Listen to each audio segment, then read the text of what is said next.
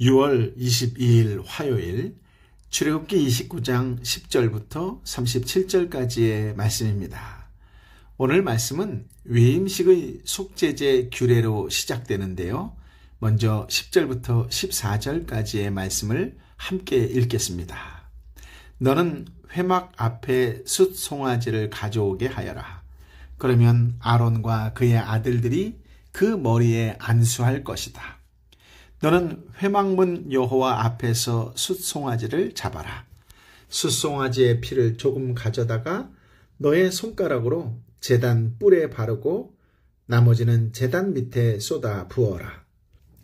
내장에 붙어있는 모든 기름과 간을 둘러싸고 있는 것과 두 콩팥과 그 위에 붙은 기름을 거두어 내 제단 위에서 불살라라. 단 숫송아지의 고기와 가죽과 똥은 진영 밖에서 불살라라. 이것이 속죄제다. 아멘. 제사장에 임직할 사람들은 숫송아지 머리에 안수를 한 후에 회막문 여호와 앞에서 잡습니다.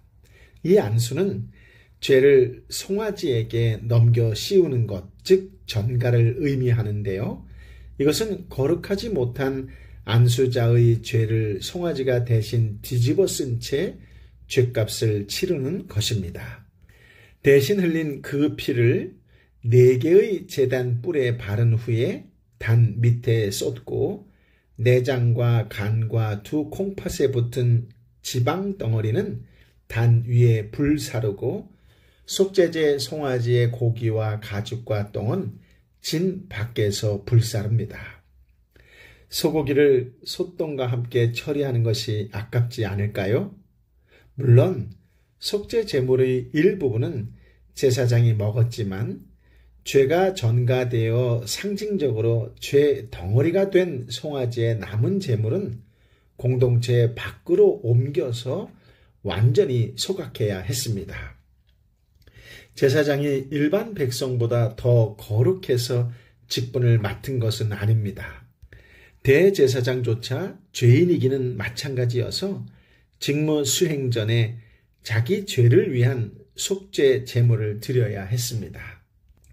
그런데 원형의 대제사장이신 예수님은 히브리서 7장 26절 27절의 말씀처럼 거룩하고 악이 없고 더러움이 없고 죄인에게서 떠나 계시고 하늘보다 높이 되신 자이시므로 자신을 위해 속죄제를 드리실 필요가 없습니다.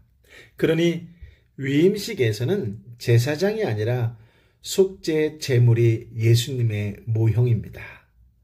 하나님께서 십자가에 달린 예수님께 맹렬히 진노하셨던 까닭이 무엇이겠습니까?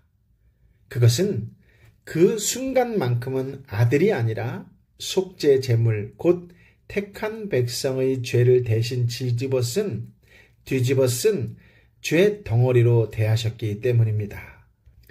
예수 그리스도의 육체는 속죄 제물의 남은 고기처럼 진 바깥 곧 성문 밖에서 십자가 고난을 받으셨습니다. 15절부터 18절 말씀을 함께 읽어볼까요? 너는 또 숫 양 한 마리를 가져오너라. 그러면 아론과 그의 아들들이 그 머리에 안수할 것이다. 너는 그 숫 양을 잡고 그 피를 가져다가 제단 주위에 뿌려라. 그 숫 양을 부위별로 자르고 내장과 다리를 씻어 그 머리와 다른 부위들과 함께 놓아 두어라.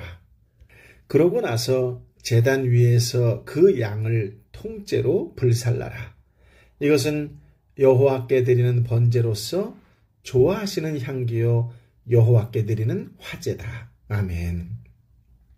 방금 읽은 15절부터 18절 말씀은 위임식의 번제 규례입니다. 한 마리의 숫 양 머리 위에 안수를 한 후에 잡아서 그 피는 제단 위의 주위에 뿌리고 그 숫 양을 부위별로 자릅니다. 번제는 제물 전부를 단 위에 불사르는 특징 때문에 온전한 헌신을 의미합니다. 번제를 제사 방법에 따라 분류하면 불사르는 방식으로 드리기 때문에 화제라고 합니다. 제단 사방에 뿌려진 피와 피 비린내와 고기 노린내가 진동하는 상황은 오늘날 현대인의 눈살을 찌푸리게 할 수도 있습니다. 그래서 이것을 여호와 하나님께서 좋아하는 향기로운 냄새로 여기시는 여호와 하나님의 취향이 잔혹하다라며 비난하는 자들이 있습니다. 이런 비난은 하나님께서 제물 자체를 기뻐하시는 분으로 오해한 데서 나온 것입니다. 예를 들어 다윗은 시편 40편 6절에서 주님께서 제사와 예물을 기뻐 아니하시며 번제와 속죄제를 요구치 아니하신다라는 사실을 계시받은 후에 8절에 내가 기쁘게 주의 뜻을 행하겠습니다. 주의 법이 내 마음속에 있습니다. 라고 찬송했습니다. 또 마가복음 12장 32절부터 34절을 보면 온 마음과 모든 지혜와 온 힘을 다해 하나님을 사랑하는 것과 이웃을 자기 몸같이 사랑하는 것이 모든 번제물과 희생제물보다 더 중요합니다. 라고 한 서기관이 말했을 때 예수님께서 너는 하나님 나라로부터 멀리 있지 않구나 라고 크게 칭찬하셨습니다. 하나님은 제물 자체가 아니라 말씀을 마음에 새기고 그분 뜻대로 행하는 것을 기뻐하십니다. 말씀대로 순종해서 드린 제물이라서 향기롭게 여기시는 것이지요. 번제를 명하셨던 주님께서 신약 성도들에게는 로마서 12장 1절의 말씀처럼 너희 몸을 하나님이 기뻐하시는 거룩한 산 제사로 드리라. 이는 너희에 드릴 영적 예배니라 라고 말씀하셨습니다. 그렇습니다. 성도는 삶 전체를 하나님께 온전히 불태워 드리는 향기로운 제물이어야 합니다. 아멘. 19절부터 28절까지의 말씀을 함께 읽어볼까요? 너는 숫양 한 마리를 가져와라. 그러면 아론과 그의 아들들이 그 머리에 안수할 것이다. 너는 그 숫 양을 잡고 그 피를 조금 가져다가 아론과 그의 아들들이 오른쪽 귓불과 오른쪽 엄지손가락과 오른쪽 엄지발가락에 발라라. 그리고 제단 위에 그 피를 뿌려라. 또 제단 위에 있는 피와 기름을 가져다가 아론과 그의 옷에 그 아들들과 아들들의 옷에 뿌려라. 그러면 아론과 그의 옷이 그 아들들과 아들들의 옷이 다 거룩하게 될 것이다. 이 숫 양에서 기름과 기름진 꼬리와 내장에 붙어있는 기름과 간을 둘러싼 것과 두 콩팥과 그 위에 붙은 기름과 오른쪽 허벅지를 떼내어라. 이것은 위임식용 숫 양이다. 그리고 여호와 앞에 놓인 누룩 없는 빵이 담긴 바구니에서 누룩 없는 빵 한 덩어리와 기름 섞인 과자 하나와 전병 하나를 꺼내 아론과 그 아들들의 손에 쥐어주고 여호와 앞에서 그것들을 요제로 흔들어 드려라. 그러고는 그들 손에서 그것들을 다시 받아 제단 위에서 번제물과 함께 불살라서 여호와께서 좋아하시는 향기가 되게 하여라. 이것은 여호와께 드리는 화제다. 너는 아론의 위임식을 위해 숫 양의 가슴살을 떼어내 여호와 앞에 요제로 그것을 흔들어 드려라. 그러면 그것이 너의 몫이 될 것이다. 너는 아론과 그의 아들들의 위임식용 숫 양의 부위들 곧 요제용 가슴살과 거제용 허벅지살을 거룩하게 하여라. 이것은 이스라엘 백성들이 율례에 따라 아론과 그의 아들들을 위해 주는 그들의 영원한 몫이 된다. 이것은 거제인데 곧 이스라엘 백성들이 드린 화목제 가운데 여호와께 올려드리는 거제물인 것이다. 아멘. 19절부터 28절까지의 말씀은 위임식의 화목제 규례입니다. 임직자들은 숫 양 한 마리의 머리에 안수하고 그 피를 각 사람의 오른쪽 귓불과 오른쪽 엄지손가락과 오른발 엄지발가락에 바른 후에 남은 피를 제단 주위에 뿌립니다. 특이한 점은 제단 위의 피와 기름을 임직자들의 옷에 뿌리면 옷이 거룩하게 될 것이다 라고 말씀하신 점입니다. 제물의 피는 속죄를 위해서 필요했습니다. 즉 피 흘림 없이는 죄사함도 없기 때문이지요. 그런데 여기서 희생 제물의 피는 속죄 외에도 거룩하게 하는 기능이 있음을 계시하셨습니다. 죄와 무관한 옷도 거룩하게 하려고 핏뿌림이 필요했습니다. 그렇다면 왜 하필 오른쪽 귓볼과 오른손 엄지손가락과 오른발 엄지발가락에만 피를 발랐는지 알 수 있을까요? 물론 가르쳐주는 본문 말씀이 없기 때문에 알 수 없습니다. 다만 문맥으로는 그것 역시 거룩을 위하여 성별을 상징했음은 분명합니다.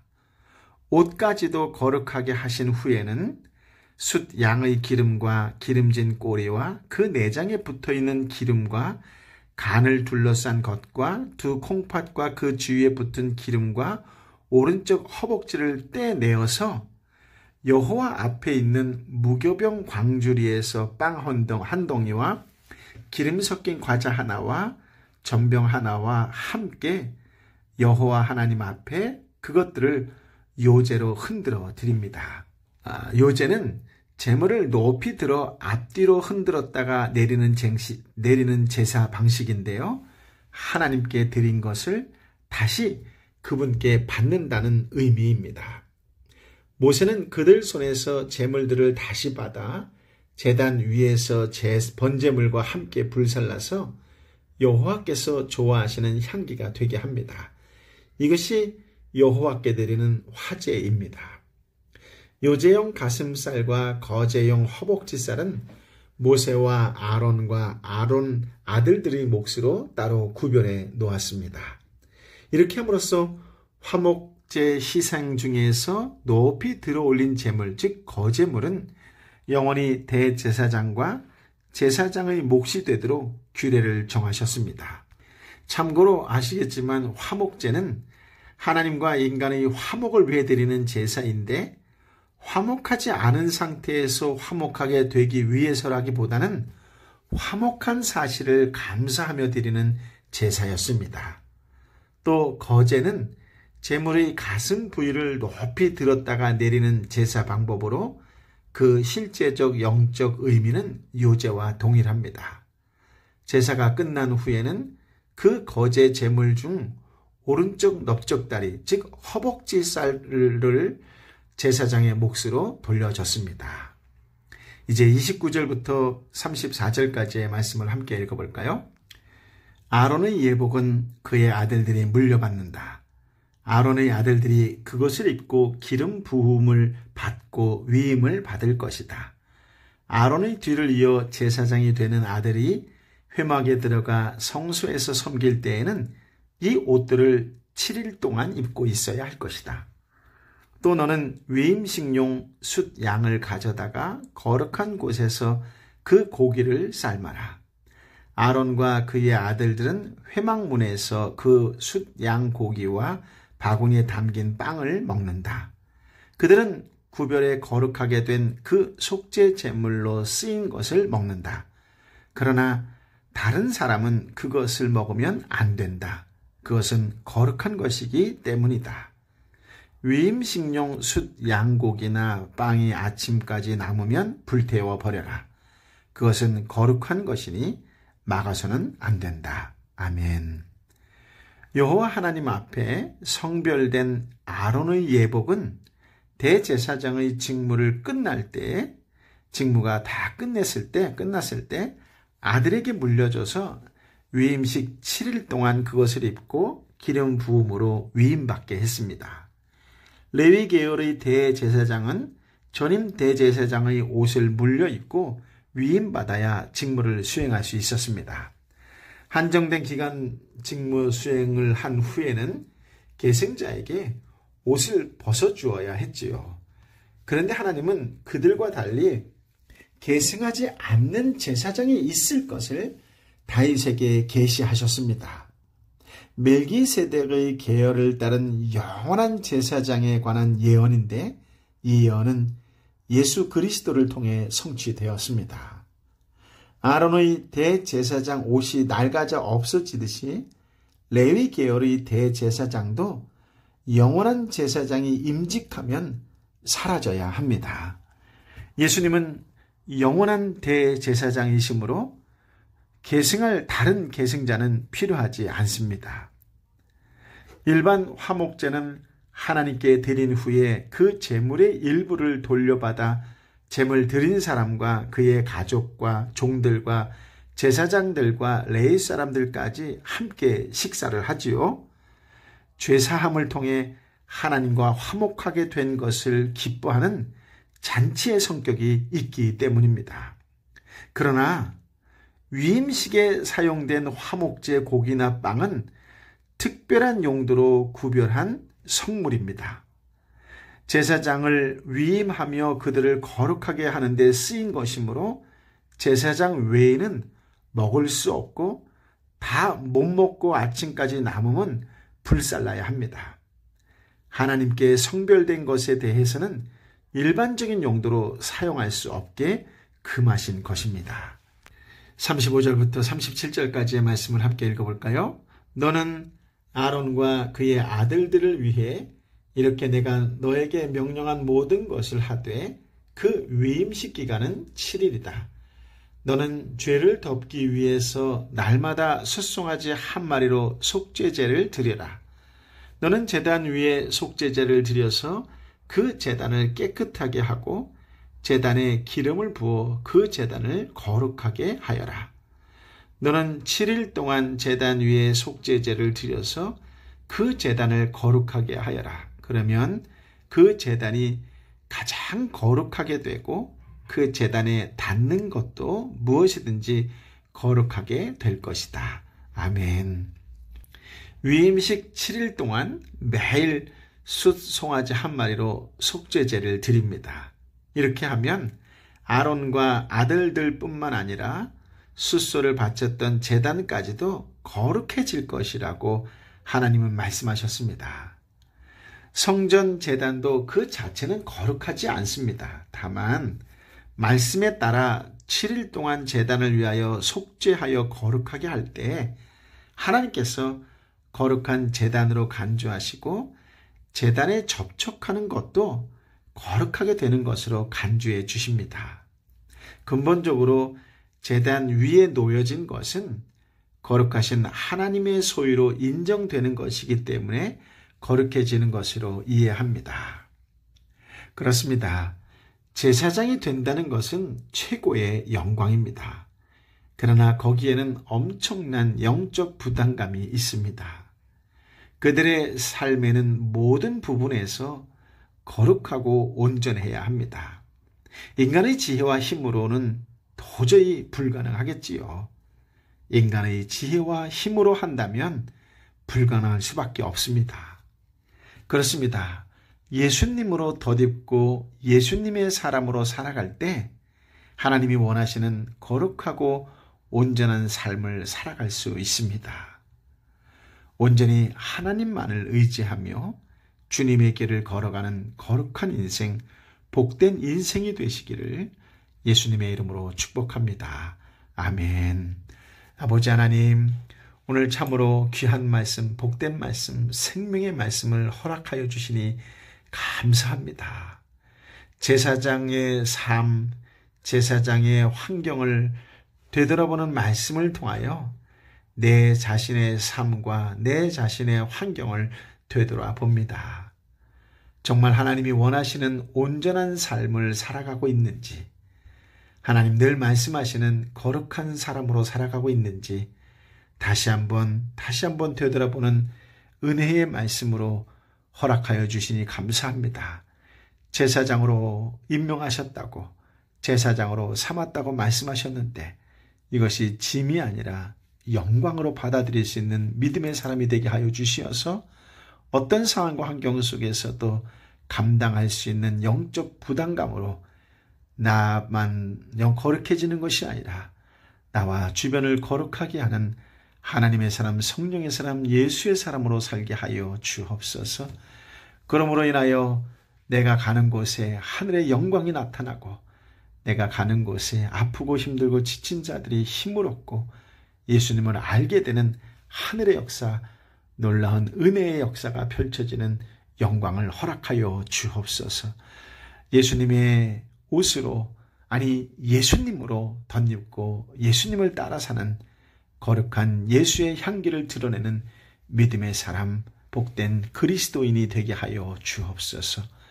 오늘도 중보자의 역할을 감당하는 하나님의 사람으로 살기를 원합니다. 아파하고 힘들어하고 지쳐있는 자들, 특별히 질병이 오래됨으로 인하여 많이 낭망하고 절망할 수밖에 없는 상황 가운데서도 끝까지 예수의 이름을 부르며 소망을 품고 살아가는 자들을 위하여 함께 기도하는 중보자가 되게 하여 주옵소서. 한 영혼, 한 생명을 위하여 간절히 기도하는 중보자, 제사장으로 살게 하여 주옵소서. 경제적으로 힘들어 지쳐있는 형제와 자매를 위하여 한 번도 기도로 위로하고 격려하는 축복의 통로의 삶, 중보자, 제사장으로 살아가는 오늘이 되게 하여 주옵소서.